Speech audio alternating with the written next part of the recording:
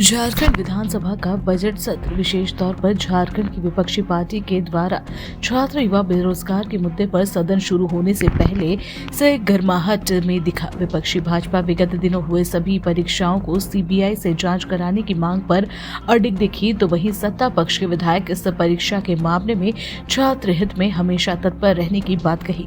भाजपा प्रदेश अध्यक्ष का कहना है कि राज्य सरकार के द्वारा परीक्षा मामले में एसआईटी गठन से छात्रों को उचित न्याय नहीं मिल पाएगा एवं जो परीक्षा कंडक्ट कराई है वो पहले से ही दागी रही है। इस कारण इसकी जांच सीबीआई से कराई जानी चाहिए, जैसे कि हमारा मांग है। वहीं अपने ऊपर प्रवर्तन निदेशालय के द्वारा जांच के विषय में कहा कि हमारे ऊपर जो भी मामला हुआ है वो आंदोलन से जुड़ा मामला था एवं न्यायालय के अधीन था, जो कब का समाप्त हो चुका है। वहीं विपक्षी घटक दल आजसू सुप्रीमो का इस विषय में कहना है कि इस तरह का विषय सघन अपराध का विषय है। मौजूदा सरकार शुरुआत में इसमें संजीदगी दिखाते हुए कठोर कानून बनाए पर उसका अनुपालन करने में कहीं न कहीं चूक होती दिख रही है, क्योंकि इस प्रकार के विषय में जिस तरह अपने कार्रवाई निर्धारित किया था वो कार्रवाई पूरी तरह होती दिखनी चाहिए।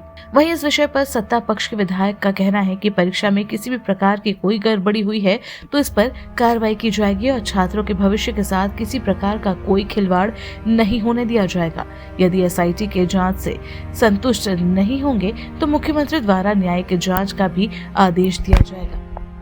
आप लोग भी वाकिफ है ना, ये हमारे से का बड़ा मजबूती के साथ एसआईटी गठन किया और गठन करने के बाद क्यों लीक हुआ उसका जांच भी बड़ा तेज़ी से चल रही है, इसलिए बहुत ज़्यादा ये है और उसी में हम लोग निकाल लेंगे।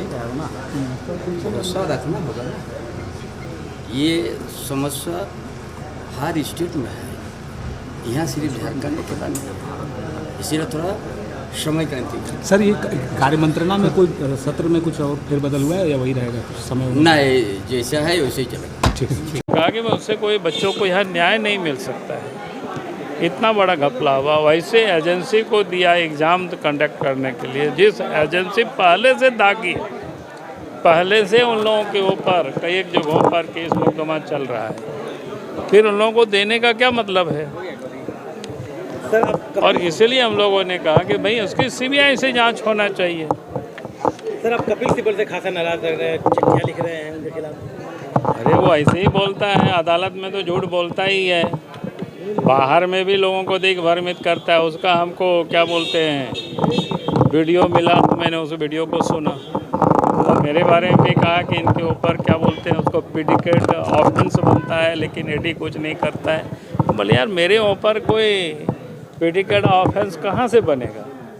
हमारे ऊपर जो भी केस हुआ है आंदोलन का केस हुआ है, या फिर हमने आचार संहिता उल्लंघन का, वो सारे केस कब्बे का समाप्त हो गया। पलामू में 144 उल्लंघन का वो समाप्त हो गया। इस समय भी मेरे ऊपर जो केस है वही केस है जो हम सड़क पर आंदोलन किए, चाहे एचईसी के पास या जो सचिवालय जाकर रहे थे वो केस है। तो आप जब इतना बड़ा महान वकील देश में वो माने जाते हैं और वो अदालत में तो बाहर में ऐसे बहस कर रहा है, बाहर में ऐसे वो पाठ पढ़ा रहे हैं लोगों को, तब मैंने उनको पत्र लिखा है।